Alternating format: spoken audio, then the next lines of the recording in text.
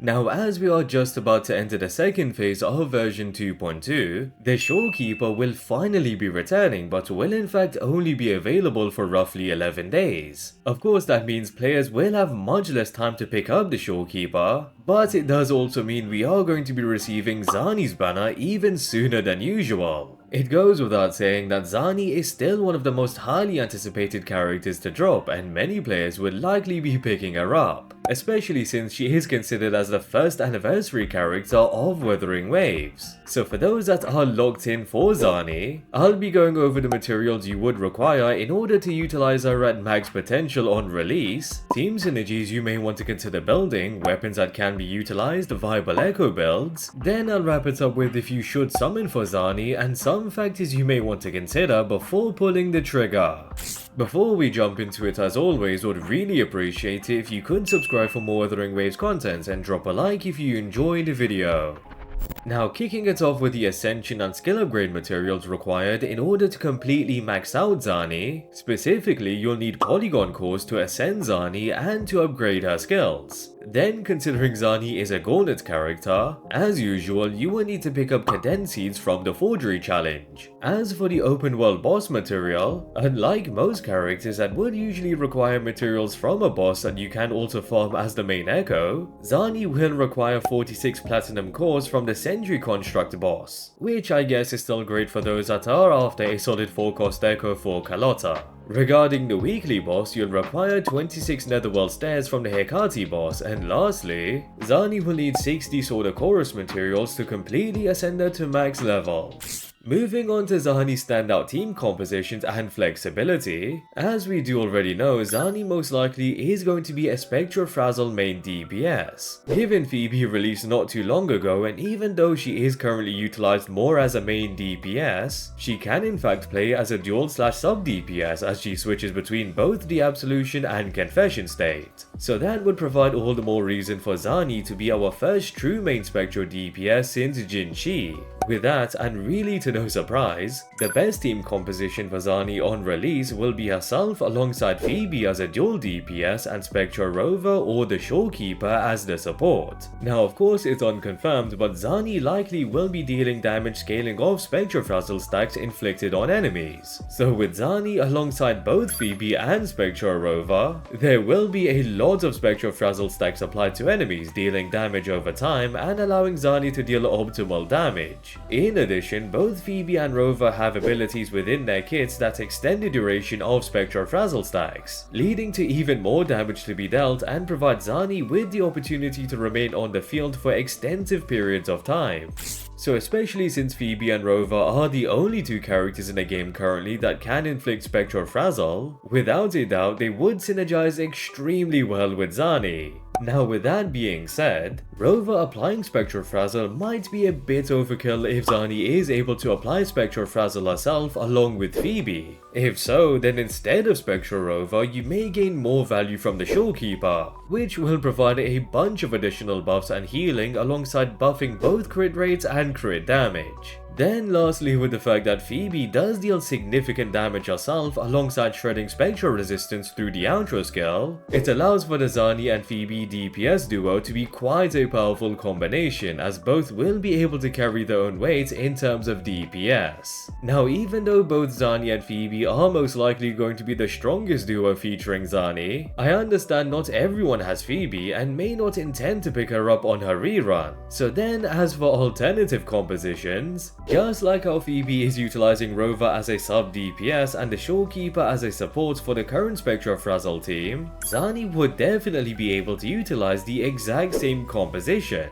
Rover may not apply as much Spectrofrazzle stacks and deal the same level of damage as Phoebe, but they can still apply a sufficient amount of Spectrofrazzle stacks and extend the duration by themselves. In addition, they do deal considerable damage and are able to heal allies, which leads to more survivability when alongside the Shorekeeper and makes it just a bit easier for those that may struggle more in difficult content. An even more free-to-play composition that any player can utilize would be using Verena instead of the Shorekeeper, Shorekeeper alongside Zani and Rover, just if you did pick Verena from the 5-star selector or have pulled her through the other various ways. Now do take this part with a pinch of salt as it's unconfirmed, but just like how Phoebe is able to deal damage scaling off heavy attack damage through some abilities, it has been mentioned that Zani will also have a few abilities that do scale off heavy attack damage. So with that, another free-to-play composition would then consist of Zani, Mortefi, and Spectral Rover or the Shorekeeper. Of course, with Mortefi being the only heavy attack damage amplifier in the game, it means he will synergize quite well with Zani and can amplify her specific abilities that do scale off heavy attack damage. As for the support, Spectral Rover will be ideal as they can inflict Spectral Frazzle stacks and extend their duration. But again, Zani possibly is able to inflict Spectral Frazzle stacks herself just like Phoebe is able to due to the Eternal Radiant set 5-piece effect, which then allows the Shorekeeper to replace Spectral Rover as the support. However, whether you want to use the Shorekeeper will majorly depend on if Zani can apply and maintain max stacks of Spectral Frazzle. If so, then the Shorekeeper would be a solid option instead of Rover in this composition. But of course, Rover will likely make it a lot easier to maintain max stacks of Spectral Frazzle.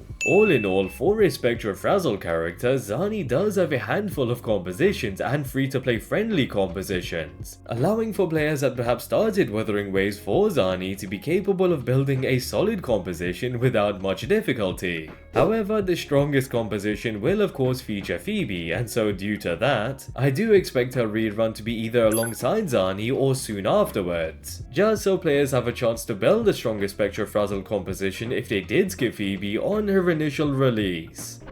Now in regards to weapons that Zani will be able to utilize, before anything it's fair to mention that just like every other main DPS, Zani will of course receive a massive damage boost with her own signature weapon. Especially since she is a Spectral Frazzle focused character, without a doubt there will be a damage amplification linked to Spectral Frazzle within the passive of Zani's signature weapon. So if you intend to main Zani as one of your main DPS characters, then it would be highly recommended to consider picking up Zani's signature weapon alongside Zani herself. Of course don't feel pressured to, and if you simply can't afford to pick up the signature weapon, there are some alternatives such as the Tragic Comedy likely being the best alternative option, given it has a crit rate main stat and can increase attack by 12% alongside heavy attack damage by 48%, which will be perfect for Zani if she does deal damage scaling off heavy attack damage. Now the heavy attack damage buff does only last for 3 seconds, but since it is activated after simply dealing a basic attack or triggering an intro skill, it means the buff should have great uptime due to being quite easy to activate. So if you did manage to pick up Roccia's signature weapon, it will in fact be quite useful for Zani and would be a great alternative for her signature weapon.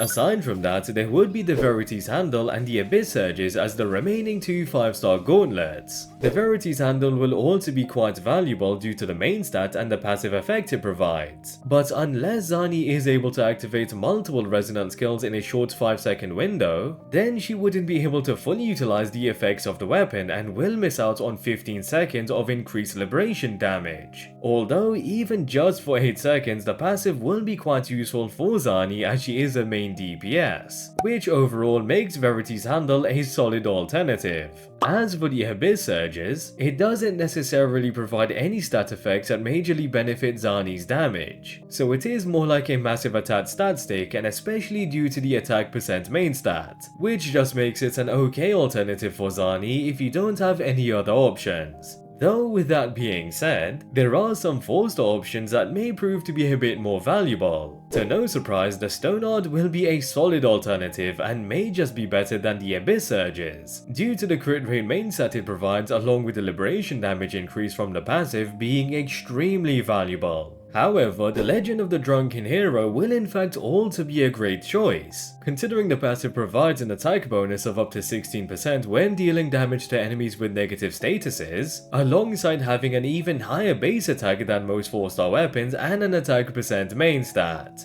So there are quite a few options for Zani across both 5-star and 4-star weapons, allowing for players to utilize many different alternatives if they don't pick up the signature weapon. Although, as I mentioned, Zani as a main DPS will rely on her signature weapon to deal that high-end damage just like every other main DPS, which then makes it worth considering if you do want to main Zani moving forward. Now moving on to echo builds, or should I say the only echo build you likely want to use. Zani, just like Phoebe, will want to utilize a 5-piece Eternal Radiance set. Given the 2-piece effect increases spectral damage by 10%, and with the 5-piece effect, inflicting enemies with Spectral Frazzle increases crit rate by 20%. Alongside when attacking enemies with 10 stacks of Spectral Frazzle, it grants a 15% spectral damage bonus. So essentially, a 25% spectral damage bonus and a huge 20% crit rate bonus can be achieved with the Eternal Radiance set, allowing Zani to deal more damage and building her to be much easier than other DPS characters. So the Eternal Radiance set would certainly be the best echo set to utilize, and with there being just one 4-cost echo available, it does mean the 43311 build will be the variation to go with whilst utilizing the Nightmare Morning Ikes as the main echo, especially since it provides an unconditional spectral damage bonus of 12% to the equipper, and when enemies are inflicted with Spectral Frazzle, the damage dealt from the echo skill is literally doubled, which is perfect for Zani. Now, despite the Eternal Radiance set being the set you definitely should utilize, I must mention the OG Celestial Light set is still a viable option, given it does increase spectral damage bonus up to 40% in total. So if you don't have an Eternal Radiance set prepared quite yet, the Celestial Light set will be an alternative option to utilize until you do have a fully built Eternal Radiance set.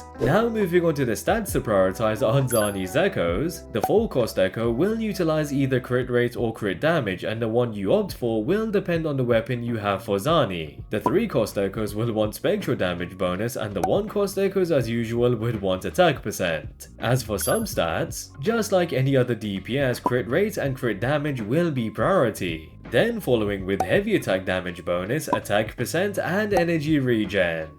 Overall, Zani is certainly going to be one of the best DPS characters in the game, given she again will be an anniversary unit and without a doubt will have some incredible animations, especially within her amazing looking secondary form that also enables her to utilize a massive greatsword instead of a standard shield. In terms of flexibility, Zani can synergize in many free-to-play compositions, and with just the fact that she is our second Spectral main DPS after Jinshi, Zani will likely be an incredible damage dealer that will be easy to build around. So with that alongside her amazing design, I expect a lot of players intend to pull for Zani without hesitation. However, I'm not saying you shouldn't summon, but to just consider that Ciaccona is releasing right after Zani and will be the dedicated sub DPS for Carlotta, which most likely will be releasing in 2.4 right after Ciaccona's banner. So considering that Carlotta was the Sentinel Resonator of Rinascita, it's fair to expect her to be one of the strongest, if not the new strongest DPS character in the game. So possibly the strongest duo will be dropping right after Zani, which means it will be a bit of a mission to pick up all 3 characters back to back. Of course, you should summon for who you like, and if you do like Zani's design, then she would still be an outstanding character to pull for due to both her design and DPS. However, if you do desire the very best performance and DPS from the upcoming banners, then you may want to prioritize Carlotta and Ciaccona over anything else. Though once again, as Zani is the anniversary character, it means she shouldn't really be too far behind Carlotta in terms of DPS. So pretty much you really can't go wrong with picking up Zani, considering her amazing design alongside her team flexibility and insane DPS potential. And with that, I hope you guys enjoyed the video. I'd really appreciate it if you could subscribe for more WutheringWaves content, and if you enjoyed the video, drop a like. Also drop a comment down below on whether you will be pulling for Zani or will you somehow be skipping. And yeah, hope to catch you guys later.